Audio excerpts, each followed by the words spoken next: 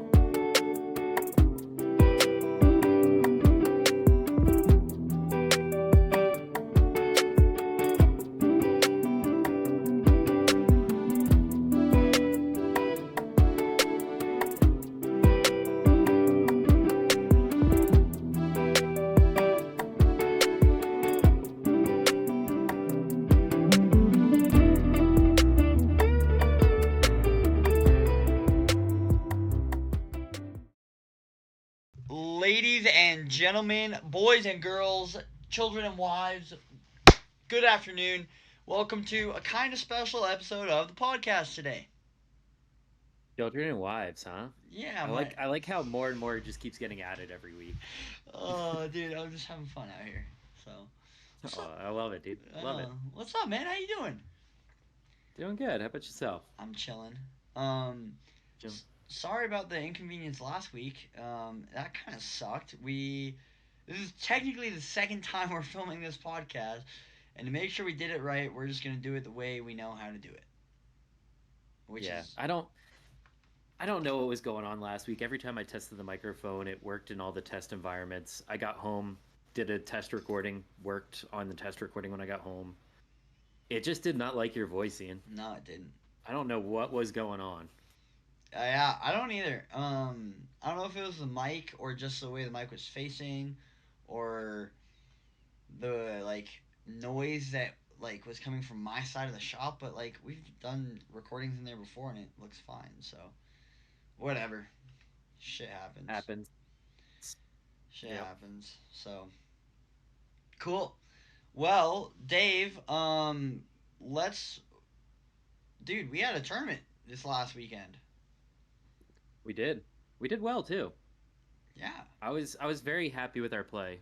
Um, we came in tied for sixth place with another team. Went to a playoff for the prizes because we got to pick our own mystery boxes. Ian stepped up and won it for us. Hell yeah, Ian! Bang. It was And I barely won it. It was like a foot maybe. It was a yeah, CTP. foot closer is a foot closer, man. Very true. Very true. Ian was throwing well. I was putting well. We didn't start out too hot, but we No. found our rhythm. No, we double bogeyed the first hole. Hmm.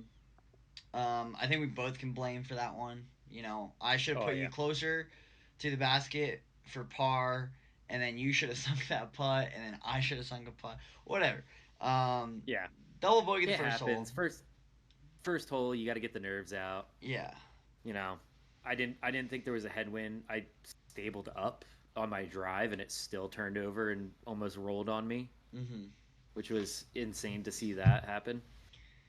Yeah, But that was wild. Like you're pin high, just like 100 right.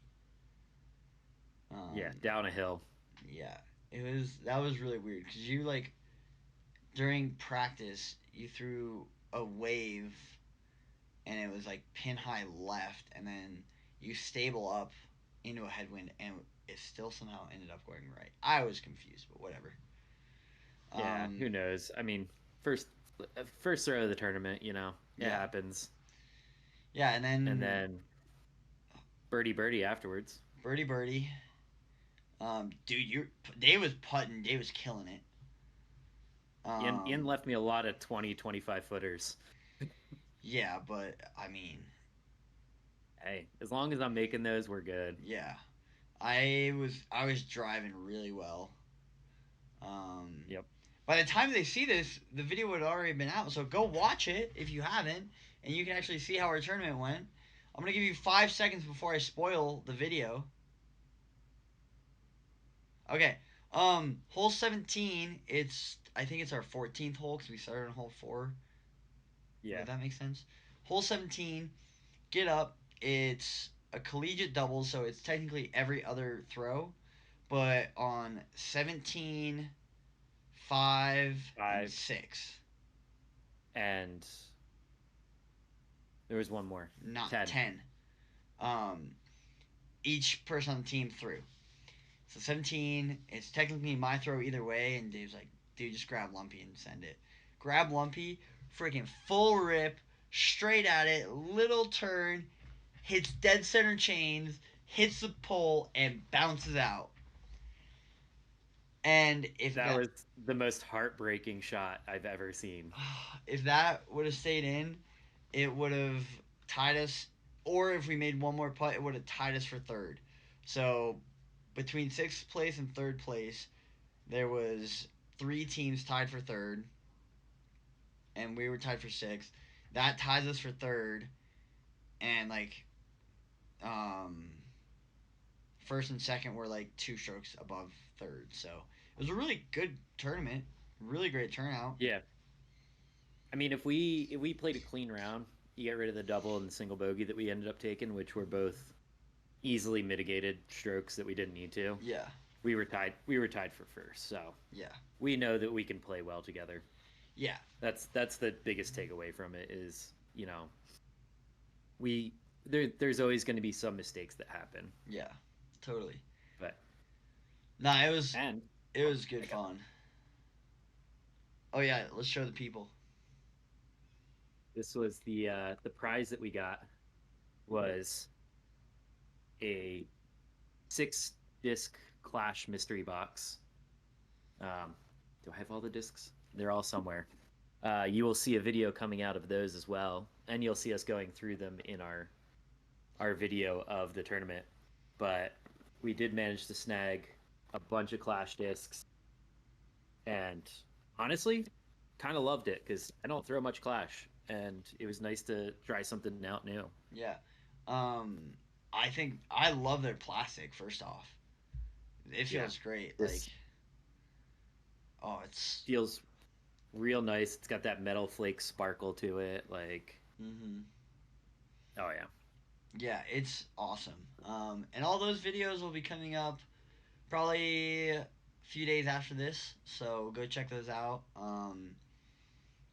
Dude, those discs are fun, and I'm yeah. glad we chose Clash. I was kind of like, oh, let's get Infinite, but like we both throw Infinite, like all the normal Infinite. I mean, all the ones we kind of wanted were gone, so it's between DGA and Clash And Latitude. and Latitude. And I really didn't want Latitude, but you did, and so we rock paper scissors for it. You go watch the video; it explains everything. But we ended up with Clash, Yeah. and we're pretty happy with it. So I kind of like that idea for tournaments, especially like non-sanctioned ones, where like the better you do, the more instead of getting like credits to a store or something like that, it kind of is like, hey, we have these random mystery boxes and here's an idea of what the prizes are. It kind of just makes it a little more fun in the end where you're like, I don't know what I'm getting, but like I yeah, know if I do well, I'll get better stuff. totally. Um, especially for newer players too. Yeah, You give me 50 credits to the shop, like $50 towards another round, and I'm like, I don't know what to get. Maybe I grab another wave. Maybe I grab, some things I already have versus trying something out new and like kind of forcing you down that road. Like yeah. I don't think I ever would have thrown a cinnamon No, I had we definitely not gotten it. no. I think I'm at the point where my bag is pretty set. Like I have all the discs I think I need now. If I get some more power behind my throws, maybe I have to take a few out. Replace some stuff. And I have at least one, if not two, replacements for everything in this bag. now I'm like, all right, let's go try some new stuff. So I'm glad we went with Clash. It was a good time, dude. That plastic, whatever it is, that protoplastic is so money. I would have Yeah. that on all my mid ranges, all my drivers, everything but putting putters, pretty much. What was the biggest takeaway for you during that tournament? Like afterwards, you got a chance to kind of settle down, rethink like how we played and everything else. What was your biggest takeaway, do you think? Throw you on the spot here. Yeah, no, that's good. I have two. Is that okay? Hmm. Um, First one is I need to realize it is just a tournament, and it is out playing disc golf with people I don't know, and I need to not put so much pressure and expectation on myself. And it's something I've always done, and I especially felt it after like hole one when we doubled. I was so just like that second shot I threw was freaking juiced, and I was expecting that, but I'm like, just play your disc golf. I need to like really settle the nerves down if that makes sense. Yeah. Um, and two, I think the way that we diagnosed the course helped a ton. We didn't make it overcomplicated. We didn't make it like, hey, we need to throw this exact shot. It was like, no, let's play it by ear. But this is the like shot. This is the miss. I really like the way we kind of diagnosed that course, and I think I don't. Besides the double bogey, I don't really think we made a mistake. You know, Yeah. at least a strategic mistake. I can't think of. That was Yeah. that was my biggest takeaway was we did it according to plan. There was a few executions that were a little bit off. Obviously, the first hole Hmm. and like hole not the two bogey holes that we took, the double and the bogey. But outside of that, we played our game. We Yeah. didn't get like too ahead of ourselves. I know hole 16 is the double mando, and I was like, we're playing it short, Yeah. playing short of the double mando. Let Ian throw it through, tap out the par. Yeah. Like Yeah. I we think knew. my execution was not great on some of the stuff, but like strategy wise, we did what we wanted to do. Yep. Keep And if talking. if we had My food's here. Hold on. Keep talking. nice. No, I was just saying if we had perfect execution, which I mean you can't expect to have perfect execution every time you play a tournament. Um, our strategy was the right one. We would have, been up there at the top, potentially winning if a few of those holes we were able to sink some putts or have a little bit better throws, but we didn't do anything outside the realm.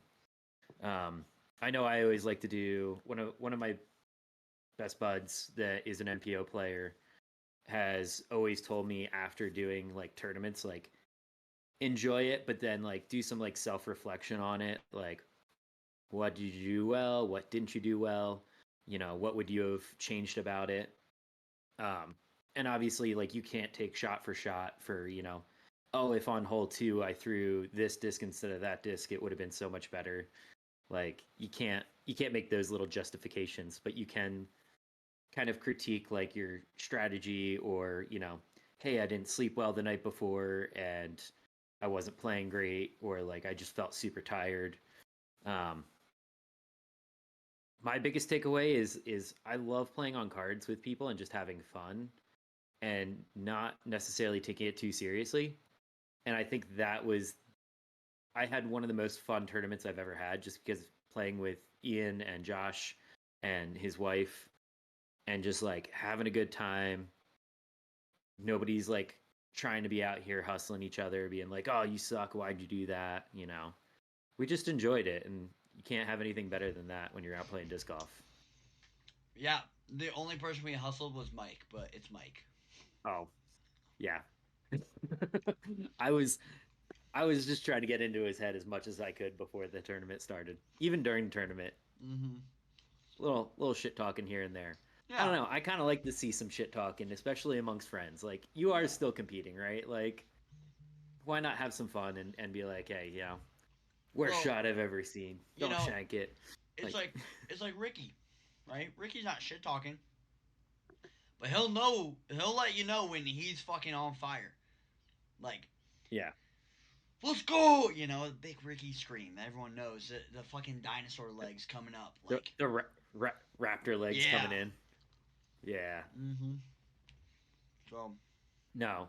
I think what we did was really well, and I think that'll help us at the next tournament too, right? Like the next Beehive Classic that Ian and I are playing in, we'll get a chance to go out there, do some field work, do some course walkthroughs, kind of diagnose how we want to play our rounds. You know, what are the holes to go for it, what aren't the holes to go for it, kind of thing. yeah. I'm just gonna let the people know. Hold on, I got a big bite. Hold on. I am trying to get my mother out here to caddy for me for that. Um, and I don't want to make like a course walkthrough on the fort or the North Fort. We already have plans for that stuff. Not spoiling that, but I think after that, I want to like sit down and do like a walkthrough of like how the weekend went. What could have gone better? What could have what I did? What did I do well? What did I not do well? That kind of stuff. And Dave, I want you to join me on that too, because we'll be playing different divisions, but same course. I think it's the same layout. Yeah, we'll see if they change up holes or anything. I know sometimes with those tournaments they like to like because the fort has different tee pads. So sometimes, depending what division you're in, you'll either be on golds, blues, or reds. Honestly, I hate playing the reds. I get it for like the lower divisions, but even still, like I don't know, some of those red tee pads are just like a hunt. It changes the hole from like a 500-foot par four to a 200-foot par three, and you're like, oh, okay, that's not the same hole, you know? Yeah, it's gonna be interesting for sure. Um, it is a Q series for some of the pros, so we'll definitely get some footage of like the pros throwing if we have time. Um, I know you have a later tea time on Sunday, so we can hopefully when you finish up, we can go watch the finish of the pros. So The yeah, MPO finish, yeah. yeah, I think the first 2 days though, our tee times are pretty early, mm-hmm. or at least our divisions are pretty early. Let me Yeah. phrase that. No, it's gonna be So yeah. My mom was actually thinking of getting a hotel up in Ogden. I'm like, no, because then like I would have to drive you back up to Ogden every night if I wanted to stay at my own house. She's like, no, just stay with me in Ogden. I'm like, maybe. So I know some people that do that that will like because it is a 3 day tournament. They will get a hotel up in Ogden for the weekend, so they don't have to drive back and forth every day because it is tiring, right? yeah, You have a 9 o'clock tea time. You're like, cool. It's almost an hour drive. I want to be there early, so like 6:30, I got to be on the road. Get up there by 7:30. Start doing some warm up, check in. You know, get breakfast, all that stuff. So yeah, it does take some of the hassle and like the mental drainage out of playing a tournament. yeah, Um, but I don't necessarily. I mean, if you have the money to do it, why not, right? yeah, Like I just I don't really like spending extra money on tournaments that I'm already paying way too much for to begin with. yeah.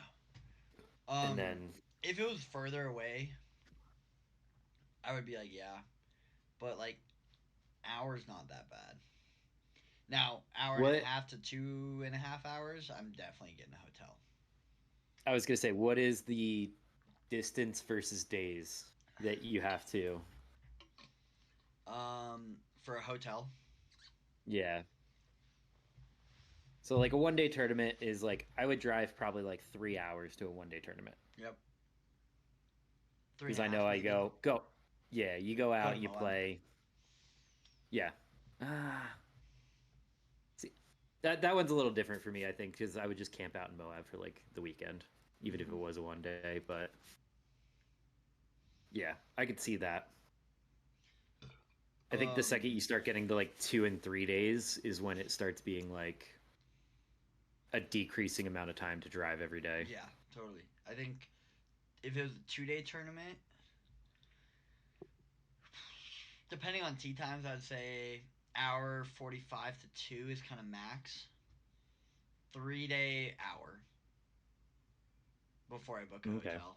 Like the Ford's definitely on that line, but I don't know. We'll see what my mom wants to do. She gets back home today or tomorrow, and she said she would call me about it. So we'll see. Nice. Yeah. Yeah. Either way, it'd be nice to have a caddy for this. Yeah. So, It's a mom, long. please come officially caddy. All right. Let's jump into OTB Open presented by yours truly. Um, MVP Discs. Yeah, I did actually. OTB Open presented by MVP Disc Sports plus WGE. We're gonna start with MPO because we have FPO stuff later. Vinny Boy, Calvin Vinny Heimberg. Yeah, yeah. Um, Calvin played great all weekend. I didn't see a lot of mistakes. Um, I think we're getting to that point. We thought it was going to be an AB and Gannon Burr season. And with Calvin in there as well, we could see Calvin jump up the leaderboards quite a bit here. Um, with this performance going into Disc Golf Pro Tour finals. Um,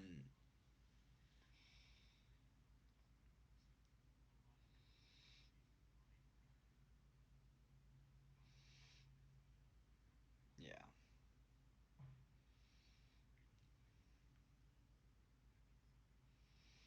yeah. No, it was sick to watch. Gavin Rathbun also in the mix. I think if he played a little better in his final round, got another birdie or two, took that bogey on 16 away, I think Gavin had a solid chance at taking this one home too.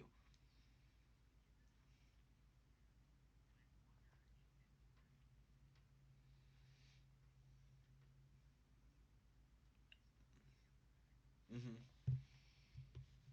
Really well. Um, I don't know, obviously, how much his bag has changed in the off season, like what he's taken out, what he's added, and all that. Yeah. But I'd be interesting to kind of like get his side of how he's feeling having an open bag. Yeah, it is interesting to talk about, like I think well, we look at someone like Bonanza. I'm just gonna put him out there because he's well followed and he has an open bag technically, even though he's supposed to have a few infinite discs in there, and he does bag infinite, but he also has some MVP, some discrafts, stuff like that. So um, I think me personally, if I signed to a manufacturer, it would be a comfort thing. I wouldn't feel I would have to build that comfort up over the years or seasons. It could take multiple seasons to build a bag that you're comfortable with. You know, the bag and the disc I have in my bag now, I'm all comfortable with because I've been throwing that mold for a long time, or it just fits like my arm and my style really well. Where if I'm gonna use MVP because you know they're signing a lot of people. MVP called me right now. Hey, you want to sign for a team? Yeah, I would take the deal, but I have I'm gonna say 8 slots in my bag that I know MVP don't make. Mm-hmm. You know? Yeah, or that just aren't the same disc. Like I know I've had that issue with like my Onyx, right? Like I don't know what would replace that. That like 10 speed for me, it's dead straight. It doesn't really like it fights in the wind and holds the line completely. And everybody's like, well, you can replace that with like an 8 speed or a 12 that kind No. of does something similar. And it's just like it's not the same feel. Yeah. It's not the same hand feel. It's not the same.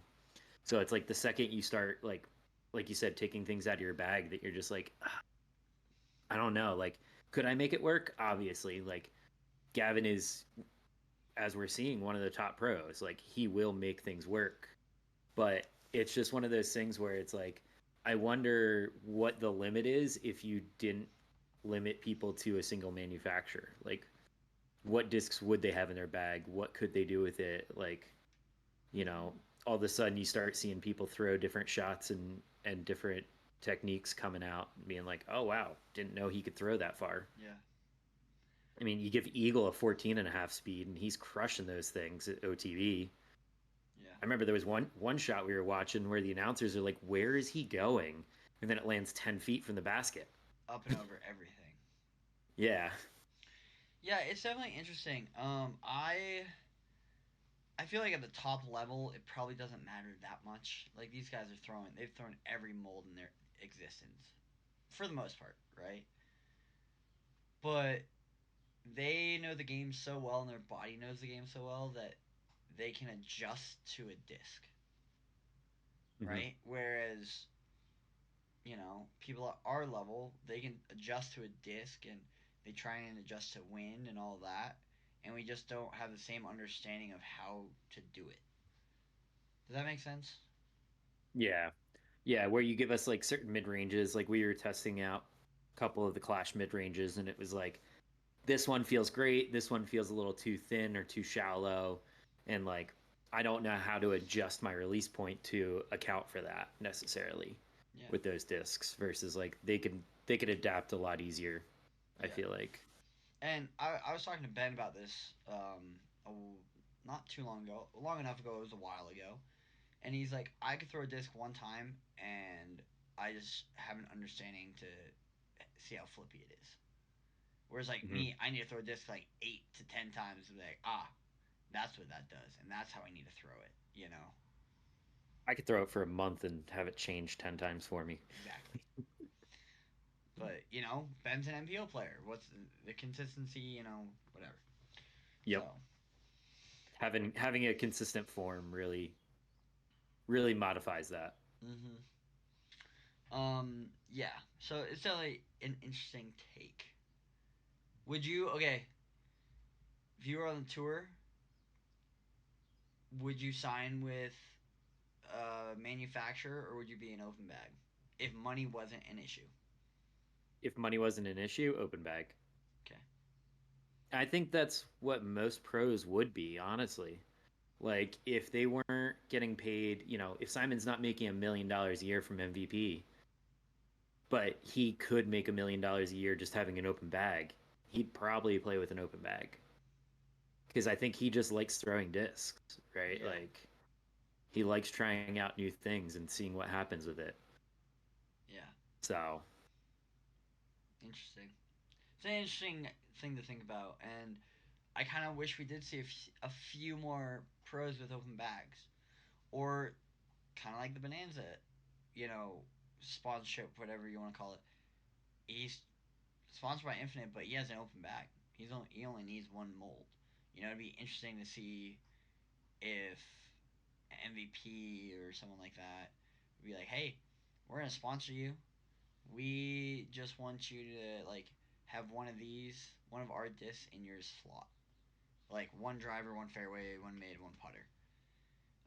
I think it yeah. like if you it'd be weird to see someone with MVP though not throwing a black rim disc, and you're like, what are they throwing? That's not an MVP disc, I think Discraft and Innova and some of these other companies could probably get away with that a little more, but Yeah.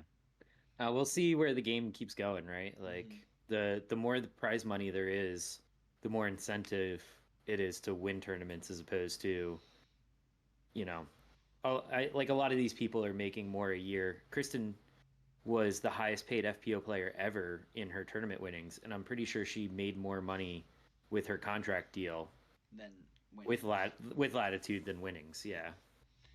yeah, So I think the second that has a chance to flip flop is the second you start seeing pros have more negotiation power with manufacturers. totally cool. Let's finish up MPO here. Yeah. Um, Randon Lata, I think I said that right. And Ezra Aderhold both had course records of 13 under. Absolutely insane. Um, some big eagles from those guys. Rick had a solid tournament. We're not seeing Eagle tie for 13th. What do we think of Eagle tie for 13th? Shot 18 down over the 3 days. I think it's a good tournament for him. I mean, he's still coming back from injury. He's still learning a new bag. Um, was it the last tournament we saw from him? He wasn't playing that great, and it's nice to see. It was nice to see him throw again. Like like I said, there's like 600-foot Anheuser shots over up and over everything. Like Yeah, you could see Eagle is back to being able to throw how we know Eagle to throw, yeah, and that I think is promising and exciting yeah. No, because I I'm loved it. I'm stoked to see him crush some discs, dude. I am too, and especially with Simon being gone, it's good to see some more big arms like Eagle, Gannon. But Eagle just approaches the game so much differently, which is cool to see. Yeah. Okay, let's move on. I want to run through this section because I really want to talk about our next section for a while. FPO. Let me pull this up for the people. Ella Hansen, 25 under. Cat Merch, 18 under in second. Holland Hanley, third, 17 under. I think Holland had a super good chance at winning this tournament if she didn't play like Badoo Badoo on the final day. Dave, talk to me.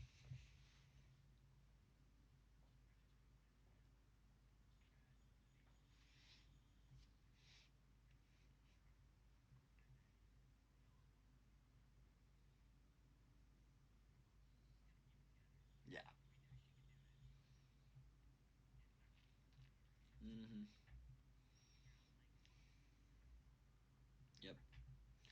Um, I think another big takeaway from this is the top third of the field are all pretty close to each other for what I feel like the first time this season.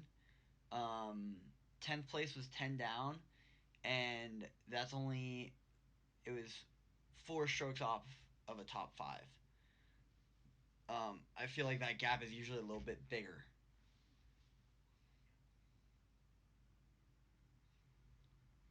True. True. Um,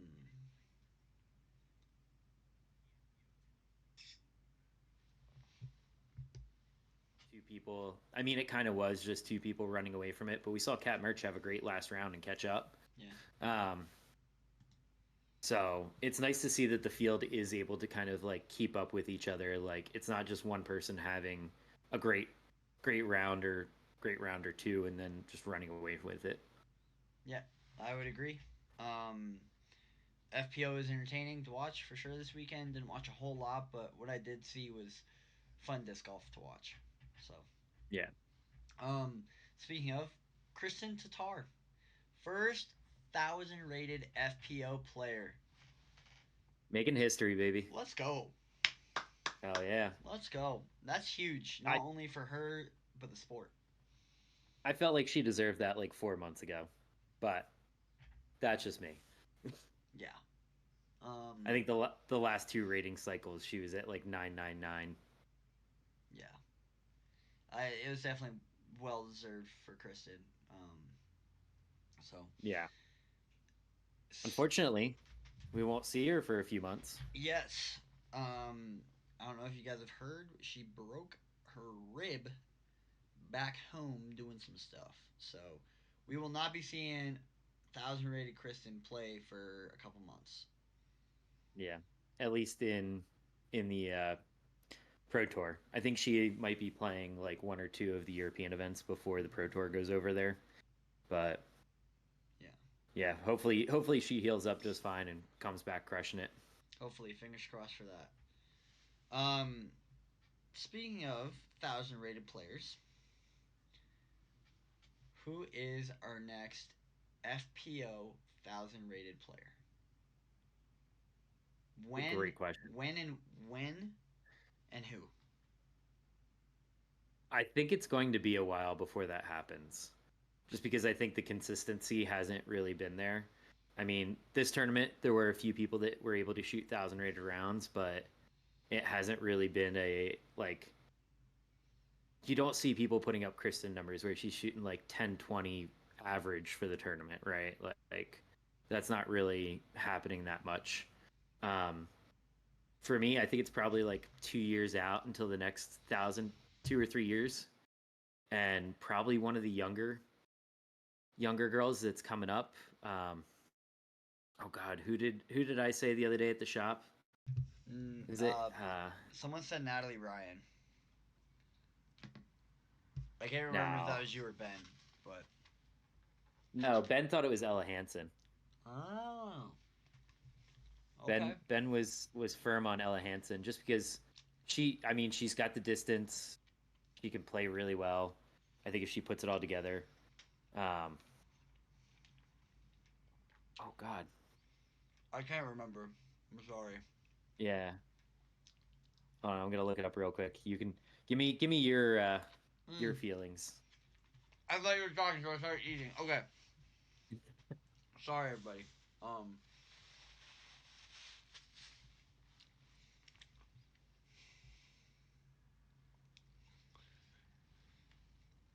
I think if Paige never got injured, she could have a good chance the next year, but I think her injury set her back a little bit. Um, Yeah, I think Natalie I found Ryan could. I think. I think that's before who I we had. get a young player, I think we're gonna see another veteran get it. Really? I think we see one more veteran get it before we see a super young player come up and get it. Ella Okay. Hansen and Holland Hanley are the two that are coming to mind.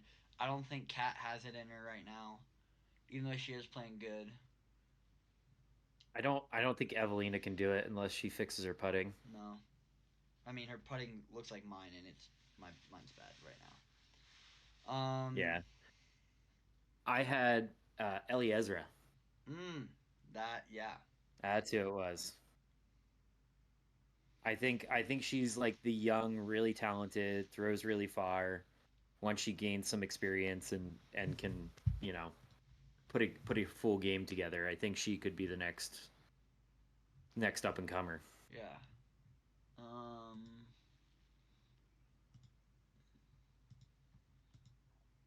you think Missy has it in her?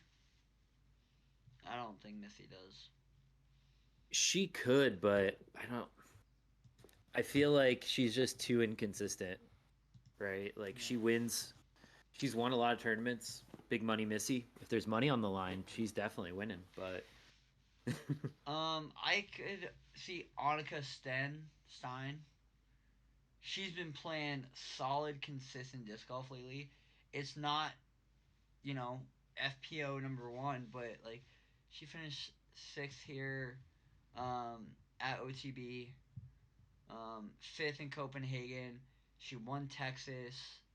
Um, like the past this season's treating her really well. So yeah, yeah, I'm just thinking of like ceilings, right? Because I think that's really what it comes down to is like where are their ceilings at? yeah, totally. Because if they can play up to their high standards, then they're out there crushing it. Yeah, I mean, Owen is an amazing player. She's had amazing rounds, but I just don't. She's so consistent. I just don't think her ceiling is high enough. yeah, That type of player. totally. Um, okay. Let me pull my notes up here. Moving on. Um, let's do the bottom of rivers, shall we? Hell So, yeah. hold on. I want to put my food down, and then after this, I'm gonna eat my food, and you're gonna take over. Dave, river bottoms, not officially open, but we gotta go play it. New course down in Draper, Riverton area. They put all the baskets are in, tee pads are in.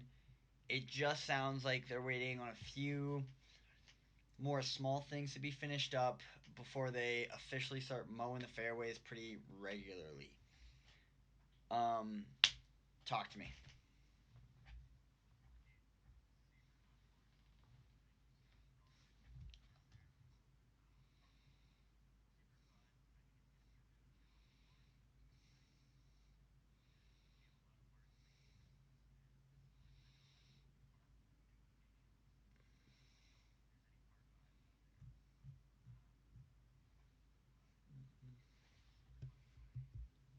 the Jordan River Trail, so you'll get some spectators occasionally. In theory, you shouldn't worry about hitting any of them the way the course is set up, but you There's never know with there, the way I throw. there's a hole or two. Yeah, But yeah. but it's not too bad. Um, it's going to be an amazing course. I think it's going to get a lot of people down there playing. It's also nice for everybody that lives down near the point because you don't really have a whole lot of courses down that way. I mean, I know a lot of people drive up for Creekside, and then you got Roots, which is all the way up in like North Salt Lake, Rose Park area. So it's nice to have another course down south for everybody that lives down that way. Yeah. I'm really excited about this course, man. Um, I a few people have played in the past few days, and they're like, "Course is great. You can't find your disc for shit right now, just because they haven't mowed the fairways." And that was the problem when we played it, you know. Um, Yep. so when they officially open this thing, we need to have everyone down there playing this course to beat this course in, so it's easy to find discs. It's not like Dragonfly where you have long grass and tight little trees that you can't walk through. It's just tall grass that we need to beat in, and we really need to take this course and love it because it's the next course in Salt Lake, and this course I don't ever think it'll take over Creekside, especially for that beginner to amateur. But people who take this game seriously, this course is gonna challenge you. It's gonna push you, and our first rounds, I'm not gonna tell my score because it was pathetic, or your score. I But would say I was right behind you. Chaz shot 5 over on this course, first time playing. So Yeah. Take for granted we didn't have any tee pads when we played it. We were just shooting off the grass. It was a pretty windy day, but it's always going to be a little bit windy down there, especially along the river. yeah, So it's definitely going to eat your lunch. yeah. Bring it's a long track too. It's not like Creekside you can run through in an hour and a half, 2 hours. You know, we were there for like 3.5 hours after we had already played with Dragonfly. So Yeah, yeah. It's a long walk. Um, I mean, it plays very like vertically down the river. So as you're walking up, you'll just see like pins all in a row going down the river, which is kind of cool to see. yeah, So you walk down and then make your way back to the car. Um, so at least when you're tired, you're the closest to the car that you'll be, which is nice. yeah. I'm excited. So Scott, thank you for everything you did out there. It looks great. Thanks for we technically played the first round. We did. Technically played the first round with Scott, so that was cool. Yeah. Um, Super amazing course. yeah. Okay, let's move on. I'm gonna let you take this part over, Dave, because I need to eat some more food. I'm starving. Um, should pros be allowed to play in A tiers or Q series? If so, why? Why not? Take it away. So I have a certain opinion on this, and I think it comes from being an amateur player. Um, I don't really. I think everybody should be able to play. I think there needs to be stipulations on what they're allowed to do as far as like taking up spots from people that want to play in the tournament, um, taking away cash from a lot of these people. I know some of the people on the Pro Tour don't make a whole lot of money in general, so they play in a lot of these amateur events to help fund it. But it does kind of take away from like your local pro that's out there that, you know, you show up and Eagle and Simon are playing in an event and you're like, cool, best I can do is probably third. Um, and you could take that as a local win, but it's really not. Um, I feel like there just needs to be stipulations on whether or not their spot counts towards the event. So if you have like 100 MPO spots, does a pro count towards that? Because you are keeping locals from playing in events as well, especially if there's rating systems to registration, which I knew there was for the Q series. So like the higher rated you are, the earlier essentially you got to sign up for the event. Um, so if you're a lower rated MPO player, you may be on the wait list because too many pros decided they want to play in this event.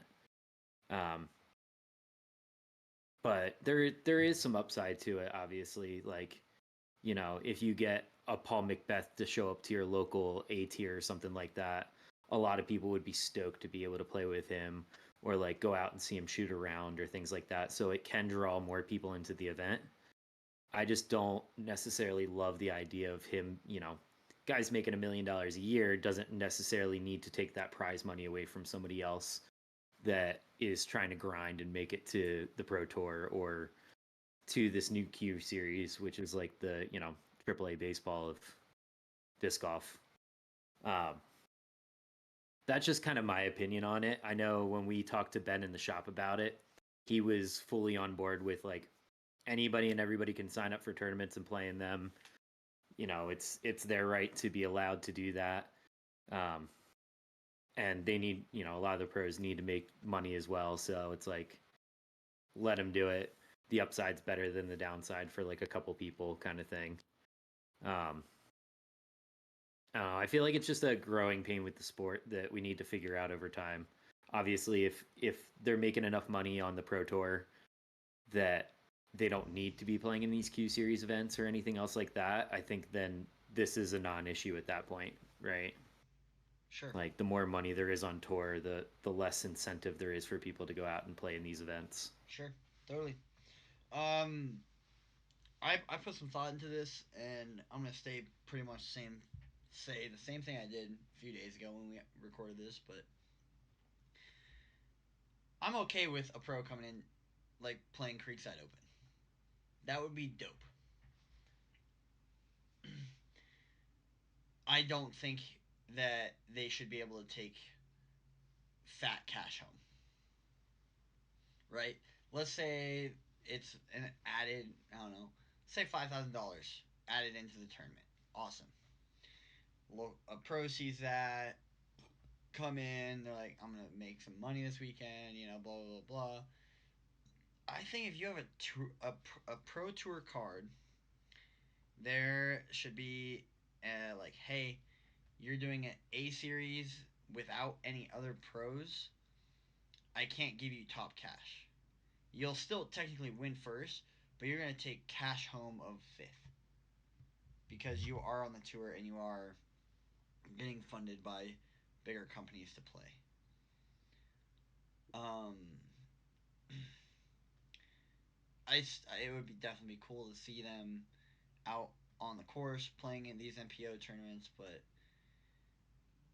these guys are grinding out here. Like I know a lot of MPO players and even MA1 players who are like trying to get into MPO. Who I know plenty of MA1 players who could play MPO who are grinding, and I would feel bad for them if we've been using Paul, but Paul, for example, Paul comes out, does Creekside, crushes everyone. I'd feel bad for some of those guys who like miss cash by, you know, one or two places. Mm-hmm. So I think everyone should be able to play whenever. I just think if you have a touring card, like there needs to be. I don't think you can take top prize home. That's my opinion. It might be a hot take, but fuck it. Yeah, I think that's my same thing, right? Like, is I don't like seeing things being, you know, these tournaments aren't necessarily meant for the pros. It's like a local A tier or something like Yeah. that, and like you're taking money or placements or points away from somebody else that you know could actually really use those. Mm-hmm. Um, but I don't think they shouldn't be not allowed to play. Like everybody should be able to if you're able to sign up. Yeah. It just, you know, Totally. I don't. Th- Go ahead. Um another like thing to bring up: off season and season. In season, I think this stands. I think in the Mm-hmm. off season, let them play. Right? There aren't that many. Like when you play disc golf, you play disc golf in the summer. In the Yeah. winter, if you're doing an A tier or B tier, I don't think there's that many people going to sign up. So I say let them play. Winner doesn't count, but from the beginning of the pro tour season to the end of it, I think they need to take that cut. That just Yeah. pops in my head. I think in the off season they can do whatever the hell they want. They can go sign up for their local A tier, play it all they want, because there is no where else they can go and cash at a higher event. Right. Does that make sense? Yeah. No, I get that. Yeah, if you want to come to Utah in January and play, be my guest. Have fun playing in the snow. Yeah. You know? Yeah. And our best courses are closed in the winter anyways, so well, Creekside Yeah. is never closes, but like Brighton and Solitude, you can't go play. You can't go play the Wonder. Uh, this on Sixth is closed. Roots is open. T-Ville's open. But who wants to go to T-Ville on a Wednesday afternoon when it's 20 degrees out and snowing? And windy. Yeah. Yeah. So I don't know. That's just my feeling on it being an amateur. Obviously, I think if I was an MPO player, it might be a little bit different. You might be like, oh, this is my competition. Let me see how I do against them playing on my local course, kind of thing. Like, really excited for it. But I just don't like taking opportunities away from people while the sport is still growing. Yeah. Like taking spots from a tournament that like you could have signed up for that you're number 2 on the wait list and all of a sudden you get kicked out for a couple of pros that are there. It's like, fuck, dude, what am Yeah. I supposed to do? Yeah. Yeah, that's fair. Yeah, I would agree. All right, moving on. This was kind of my big talking point. Um, Hazard versus OB. When is OB good? When is OB bad? When and where do we need more hazards on the course? Um, we saw this weekend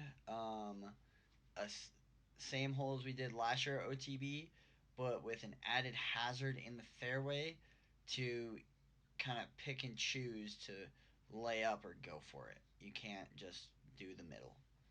Um, Dave. Dude, I like seeing more hazards out in the course, like forcing people to land in a certain area or hit a certain type of shot. I think really helps the game. um, it makes it a little bit harder. It makes it so that you're not just throw as far as you can and see where it lands and, oh, I can get up and down from here, kind of thing. Mm-hmm. Like you said, like adding a hazard in the middle meant if you went roller, there's a chance it lands in that middle.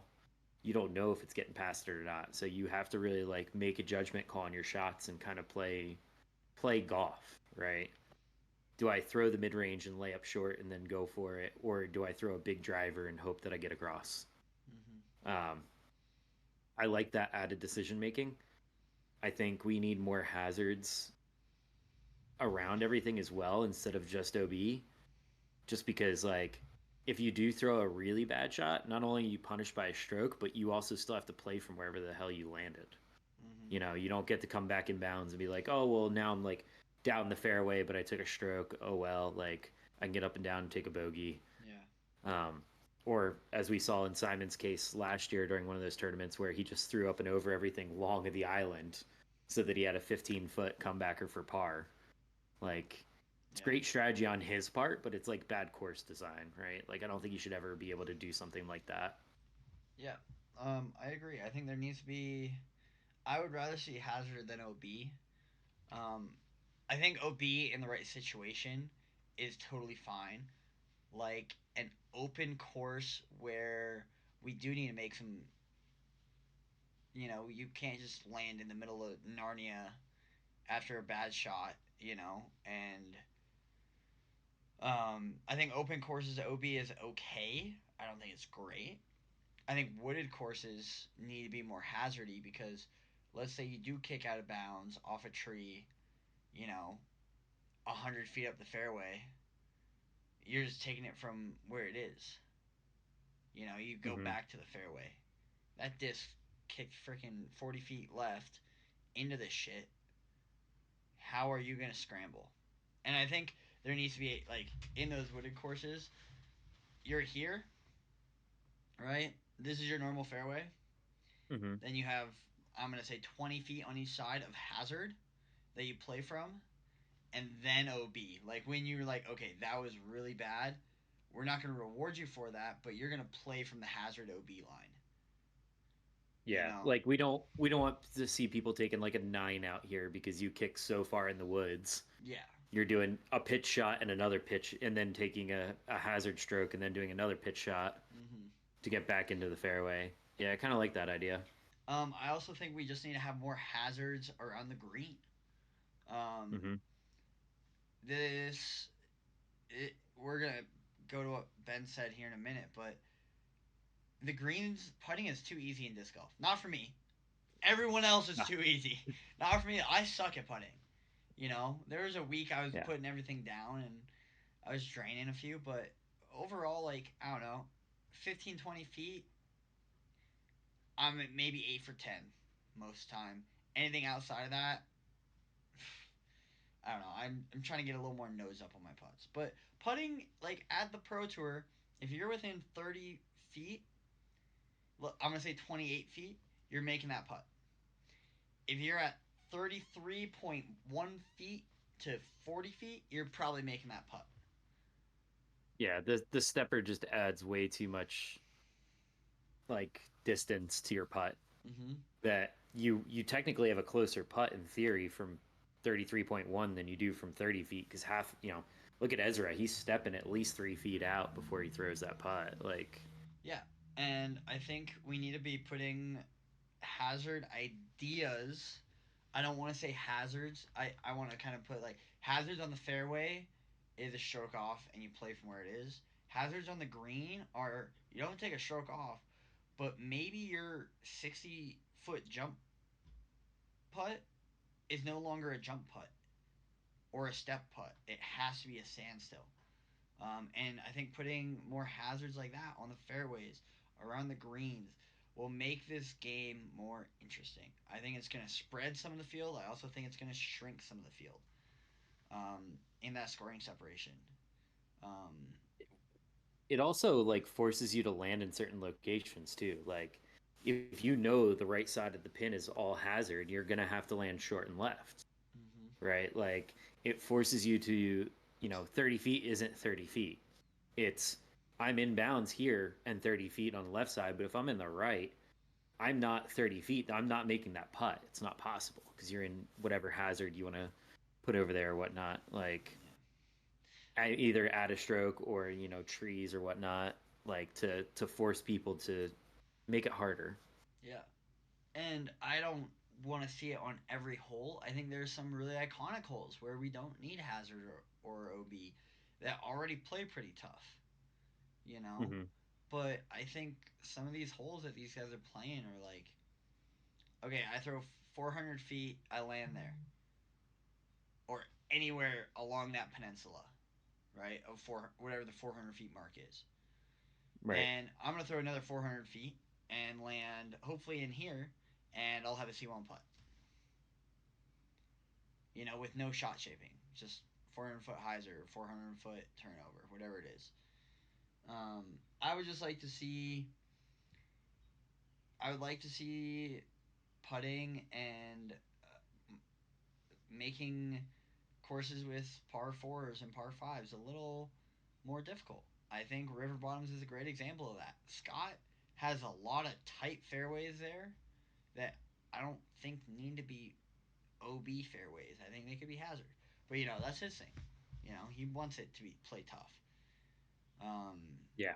but That one fairway has like a double mando through, and then the fairway is like maybe like 20 feet long, like, or mhm, 20 feet wide for like 200 feet. yeah, You're like, dude, that's really hard to land in that. It's like, that's the point. and that OB, I like that OB because if you don't make it, you're going back to where you threw OB. Right? He Yeah. makes it so you either lay up or you test the test the shortcut. I Yep. think that kind of OB is like testing shortcut OB is fine. I wouldn't want that to play as hazard, but it needs to be a bomb. Like, yeah. So, Yep. and then like the C1 stuff, like putting. C1, you see, I'm gonna use Ben's reference here because I thought it was a great. The way he said it is great. Between high school basketball, college basketball, women's basketball, and the NBA, you see a different 3 point line in all of those. It is the same sport, but you see a different 3 point line. Why? Because there is a different skill gap. Yep. Circle one should not be 33 feet at a pro level. It should be 45. Yeah. Make it 15 meters instead of 10 meters. Yeah. Push them back a little bit. I mean, they're already. I think we were joking about it, and we were taking like saying if you took an aggregate of how far everybody could putt and make putts from a standstill versus a stepper and whatnot, and use that as a reference. I mean, you have a few outliers like Gannon that his circle one should be 100 feet. Mm-hmm. Man's putting at a million miles an hour. Yeah. um, but I like the idea of moving it back to, you know, for you and I, for amateurs, 10 meters, I think is fantastic. 33 feet, I know for both of us is one of those ranges that, like, it starts getting real hairy whether or not we're going to make that putt or not. Yeah. Should we? Yeah, we could definitely make those, but we're not draining them 100% of the time. No. Versus you take pros and you move them back to 45, and all of a sudden it's like, oh wow, now I'm not making every single putt that I have out here. Mm-hmm. Like, I definitely like that idea. Yeah. Um, One of the other things that I heard from somebody was to make specific greens. So let's say you have like the pin here, the whole right side of the pin, like 5 feet away, is not the green, but the green is the whole left side of the 30 33 feet or whatever out this way, maybe 20 feet down here, and anything outside of that is no longer like in the green. Potentially make part of that like hazard or something like that, where you know just modifying each hole specifically instead of saying cool, just a circle around the pin. Mm-hmm. It's like actually define what a green is and where you need to be landing, kind of thing. Yeah. I I like like that that. idea as well. I like that, and I think that kind of goes into our next topic of like, hey, we saw for I don't know if it was the first time. It felt like the first time a pin position move in a tournament, and it changed the par Hmm. of the hole. I hate that. I hate that. I love the changing of the pin position. I don't like the changing of the par. Bingo. I think if you're changing the pin location to change the par, it's a bad hole. Yeah. Um, I believe, I think there should be different pin positions, especially in a 3 day tournament. Um, I don't think every hole needs to change. I think there's some iconic holes that will never change, and I'm fine with that. Hmm. But I think having at least two pin locations for, I'm gonna say 6 holes is fine. Yeah.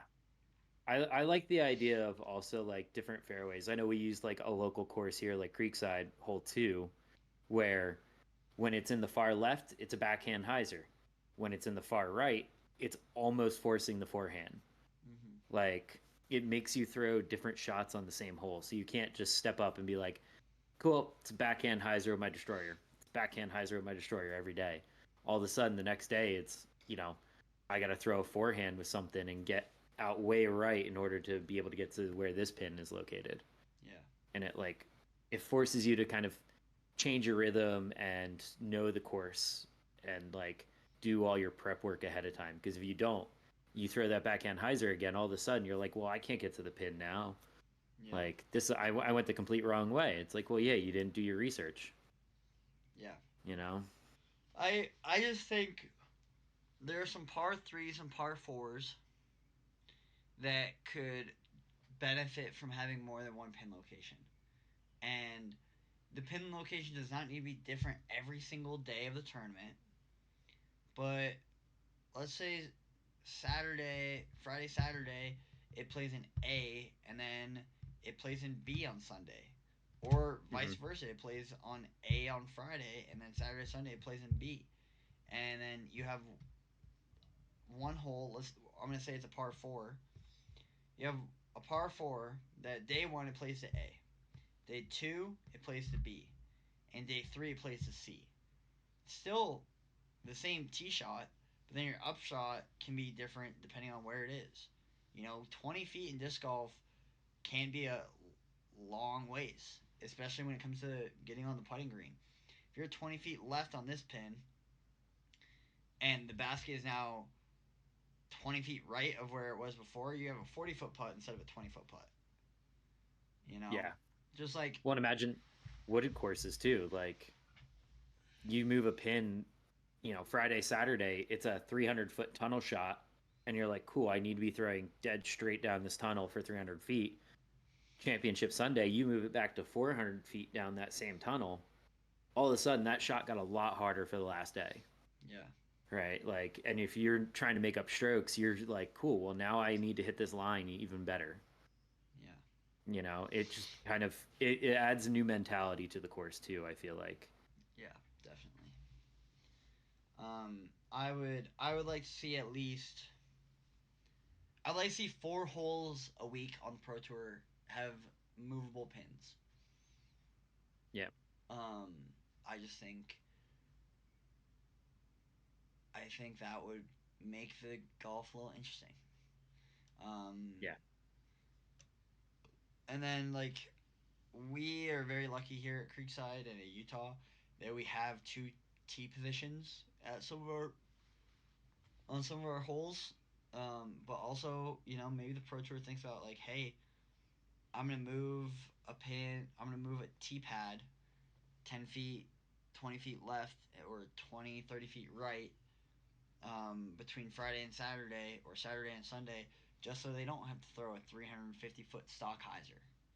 They have to at least think about it a little more. Um, but I don't want to dive too far into that because people are going to start fucking shitting on me if I say that. So, yeah. I think the T pad just makes the watching experience a little hard for some people because then they don't know what hole they're on. Right. Like you move it 20 feet right and they're just like, wait, this isn't where are we at? It's like, oh, it's still hole two. It's just they're over here now. It's like, oh, I had no idea that they had like, the tee box moved over that way or whatnot. Yeah. I don't know. I Mm-hmm. don't I don't mind it. I like playing from different tee pads. Like I said, if you move it 20 feet right, all of a sudden that straight hyzer is now a turnover line that you got to hit or something. Yeah. Like just changes the shot shaping, and I like forcing people to throw different shots.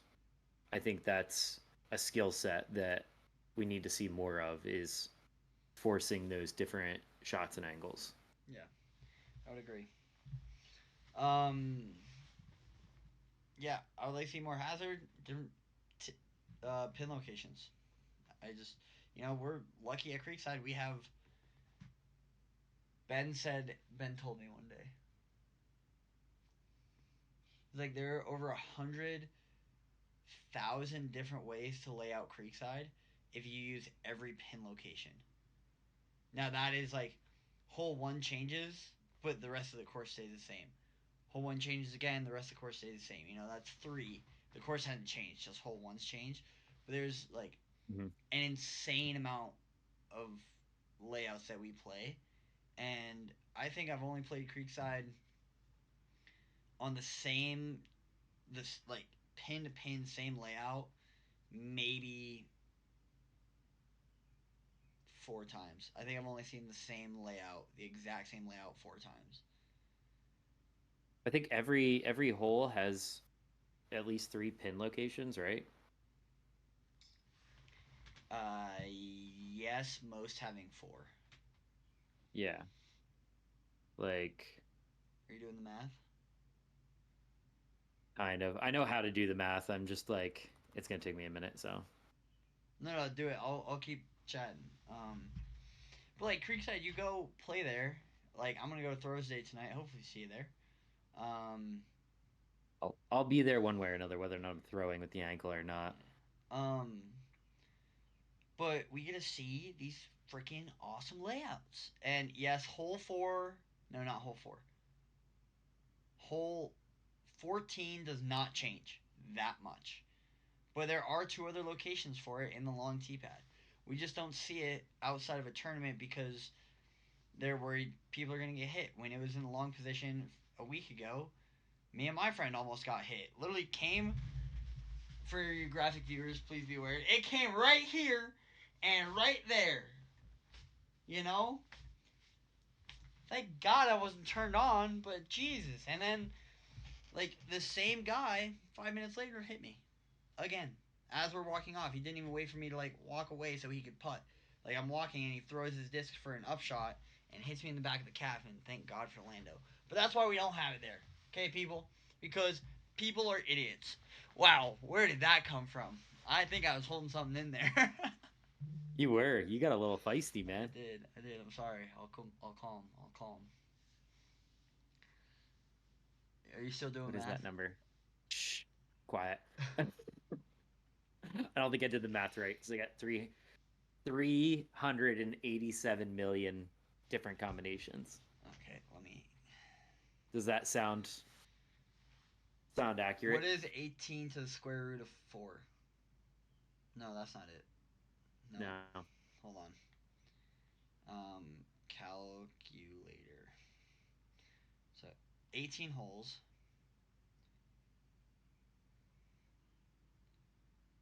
Oh, wait, I can just do it like this. At 3 to the power of 18.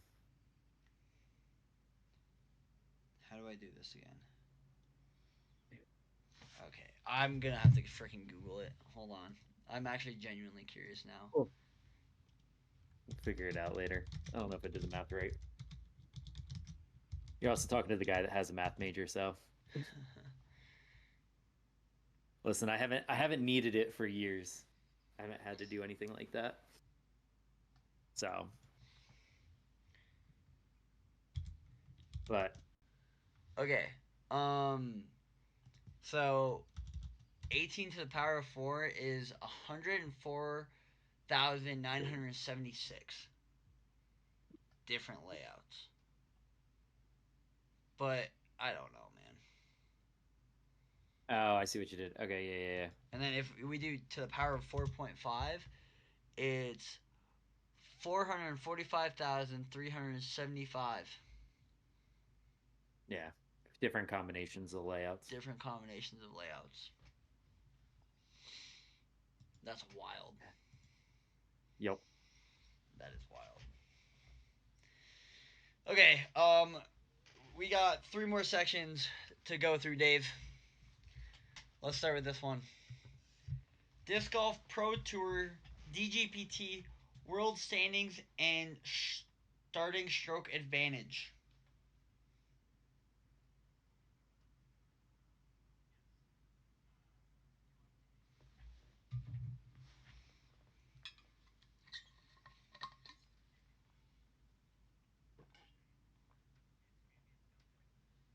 And yeah, it's like Disc Golf Pro Tour Finals Champions Cup, something like that.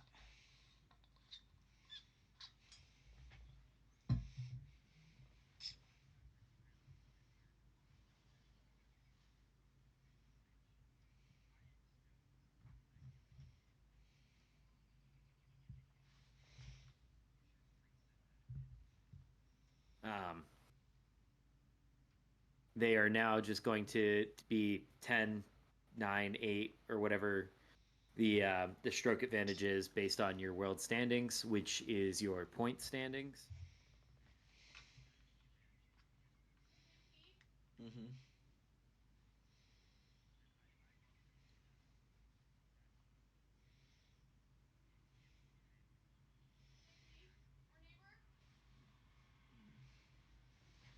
Yeah.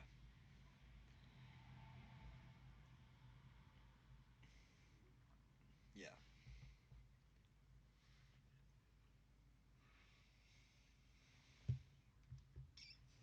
Yep. Yeah, I was just showing these guys: Gannon Burr, AB, Nicholas, Calvin, Ricky, Ezra, Chris Dickerson, Gavin Rathbone, Kyle Klein, Matteo, Andrew Presnell, Joey Buckets, Ezra Aderhold, Isaac Robinson, and Aaron Gossage in the top 15.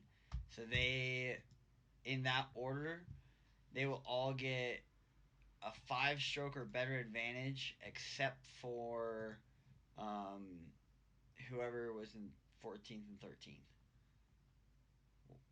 So Nice. I'm excited for this because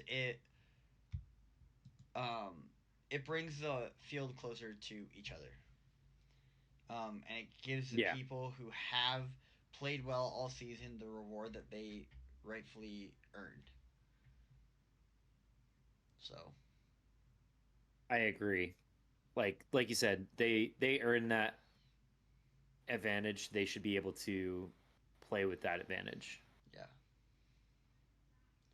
There was a clause I think that they added in there now for if you've won a major, you get an automatic invite even if you're outside of the top. What is it? Top 40 that make it in? Top 32? top 32. Top 32. So if you are outside of the top 32 but you have won a major, you do get an invite. And that doesn't take away a spot from the top 32. So it So makes it a if 33. you, yep. Okay. So that way it doesn't push out somebody else that had a better rating than you did all season essentially. Like that got more points, but they got an invite because of winning a major event. So like we'll probably see Andrew Presnell. Yes. Well, he's still in the top 32. Yeah. But if he were to fall out of the top 32, he does get an invite. Cool. I like that. Yeah. I like that. I think it'll be interesting to watch this year with no cut and no reset. Me personally, I didn't mind the reset and the cut, but I wish they did it in a different way. But I do like the way they are doing it now. Yeah.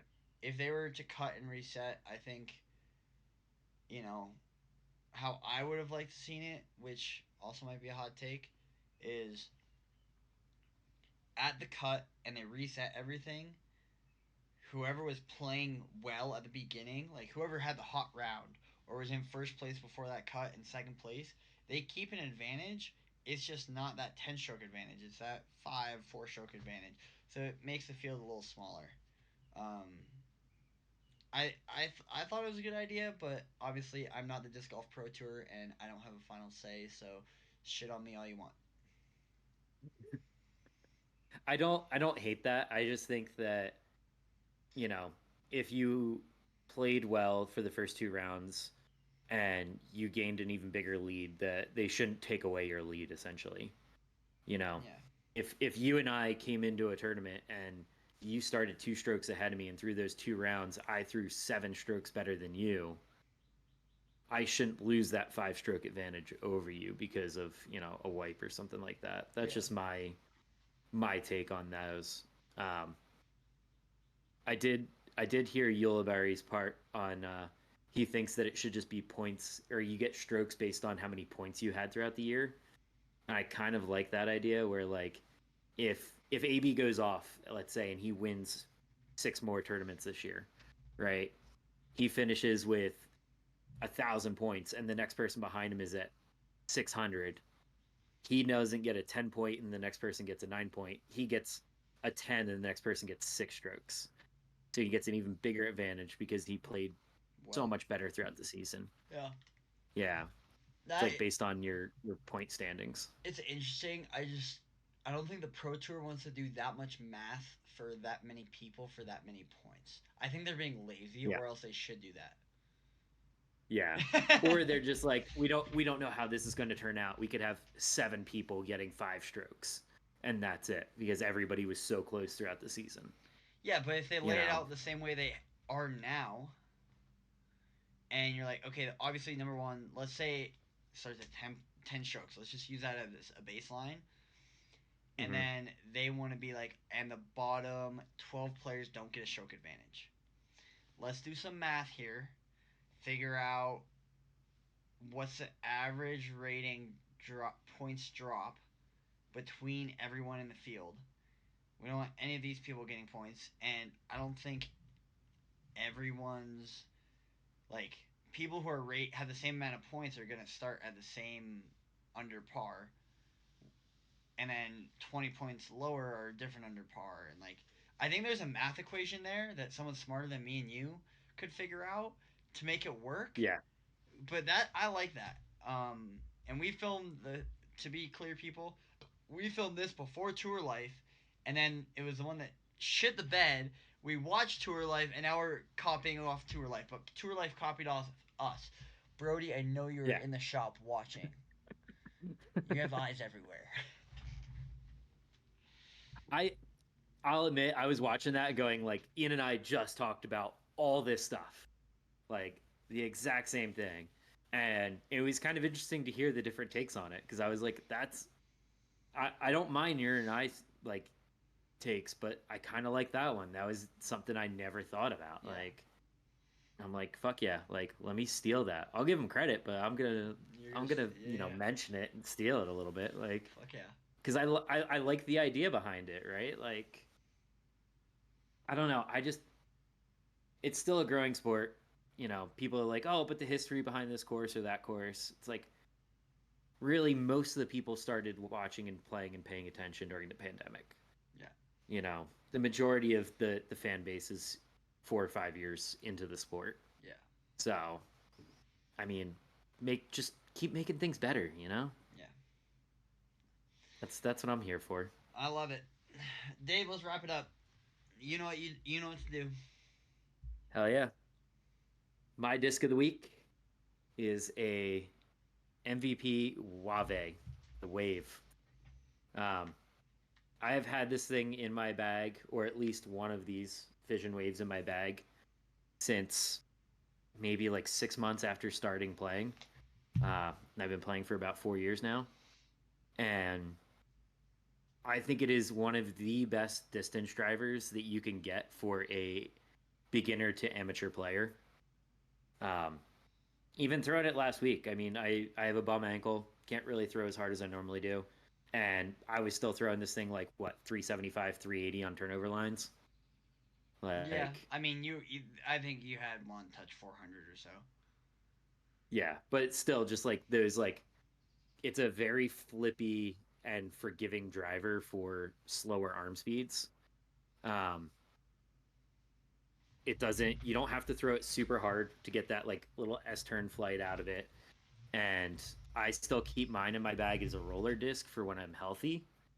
I think it's a super fun, just like, I mean, I've thrown it on holes like knife edge like this to get it to like flip up and late turn on some things, Mhm. Can and you just can like, you show the profile? yes, sir. So Dave, I have a wave as well. I've thrown Dave's wave. Thank you. Um, his is My pretty. His is pretty domey. 148. Yeah, his is pretty domey. Um, Mine is board flat, and this Yeah, flies more like a wraith. But that one and this other wave I have. Where's my name so I don't leak it? Um, this one's a little more domey, and they yep, bomb. yeah. I think once you start learning how to throw and you get up to like a little bit faster of an arm speed, and everybody goes, "Oh, I want a distance driver. Let me put a destroyer in my bag. Let me put arrive in my bag. Whatever fast disc you want to throw in there. Get a wave. It will absolutely bomb for you. Different plastics, so the fission's normally lighter weight. This is normally very flippy versus like the neutron that Ian has is very like straight. Um, Maybe even a little bit stable too. Although the way you've been throwing that thing, dude, has been flip up money. Well, Um, I haven't been throwing that one. I've been throwing the blue one that Scott gave me. yeah, That I believe is fission. is it? Yeah, but it's like 170, I think. I can't remember. Yeah. Either way, one of my favorite discs ever. Um, I don't think it has a place in everybody's bag, but it definitely is worth trying and throwing a few times. Um, and yeah, being one of your first drivers, you can't go wrong with a wave. Totally agree. Dave, thank you. Claps for Dave, Thank you. everybody. Claps, claps. Okay. Little golf clap. Yeah, yeah. I have a special one here today. Um, this disc didn't know I needed. Then I threw it, and I'm like, yeah, that will stay with me forever. Um, Colradolin Pipeline. This thing is money. It says it's 8502, I believe. This thing is 85 -11. It's a TL, but with a reliable fade out. Um, and this thing, whatever they did with these tour series, I have two here. Whatever they did with these tour series are freaking amazing. Um, this one's 170 to 172. I actually can't remember what weight this one is, but oh my gosh, I love the way it feels in my hand. It's at perfect for me. Highs are flip to flat, maybe a little bit of turn to consistent finish. If I put it flat, it's gonna turn but still come out at the end. Um, and the reason we're doing both of ours this week is because we didn't have a podcast last week, and we're just combining two podcasts into one. Um, Yep. these things, I'm gonna show you the yellow one. These things are just money. This one's a little domey, a little high shoulder. This one is as well. Um, they're great discs. I love it.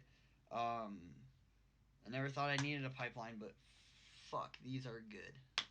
They're really I good. remember the first time you threw that thing, it just like turned, held the line, came right back, and just like dead straight 400 feet. It's like, the fuck? Did not expect that to happen with that disc, but hell yeah, dude. Yeah. Um, this one's also special because Joe threw it. He did. Yeah. Um, yeah, dude. I never thought I needed a pipeline, but it's like kind of become that like starting lineup in my bag for me. So yeah, I've been loving the pipeline. I think it's also pretty beginner friendly. You know, it's an 8 speed. It feels more like a 7 speed. I wouldn't call it an 8. It doesn't feel like. I mean, some people would say like, yeah, this is an 8 speed rim. It feels like a 7 speed. It feels thin. Um, Yeah. I think it'll just be a little bit more stable for a beginner arm. yeah, It'll fly a little bit truer to the numbers. yeah. And if your T-birds are flipping over on you, because my T-birds don't fly straight, they go right for some reason. Get a pipeline. I'm not kidding. It's a better T-bird in my opinion. So Good, yeah, good old DGA disc. I think that's the only DGA you have in your bag too. it is. That's kind of why I wanted to try. Um, that's kind of why I wanted to try the DJA bag because I wanted to try some more DJA stuff. But oh well, we got some Clash discs. Who cares? We did with some fun rims. Oh, dude, yeah, that This- thing. It also has the biggest nipple on the bottom of it. You can kind of see it sticking out right there. That makes it fantastic for spinning. I think we should get some nail clippers and clip it ourselves. Nah, dude, I love this thing. It's Oh, just okay. digging into my fingers so much. Oh, ew. Yeah, you could see that. Ah, no, no. Good old climbing fingers. I don't feel anything. Yeah. Cool. Was there anything else? I think that's all we had for this week. Ian's gonna be out of town for a little while. Yeah, I'm going to Powell, so I'll if be you're in Powell, come say hi. Actually, don't because I will be inebriated. be having some debauchery. I will be doing some shenanigans. Yeah, I'll be around. I'll be in the shop, trying to get out and throw. Yeah, We'll see how the ankle's healing up. yeah. By the time this comes out, I'll be back from Powell. But Yeah. um, yeah. You need to heal your ankle up. I'm going to Powell. I'm going to Thursday tonight because why not? And then I have not packed for Powell. I need to do laundry for Powell like right now. So, Dave, anything to say to the people? Get out and throw, guys. It's beautiful weather.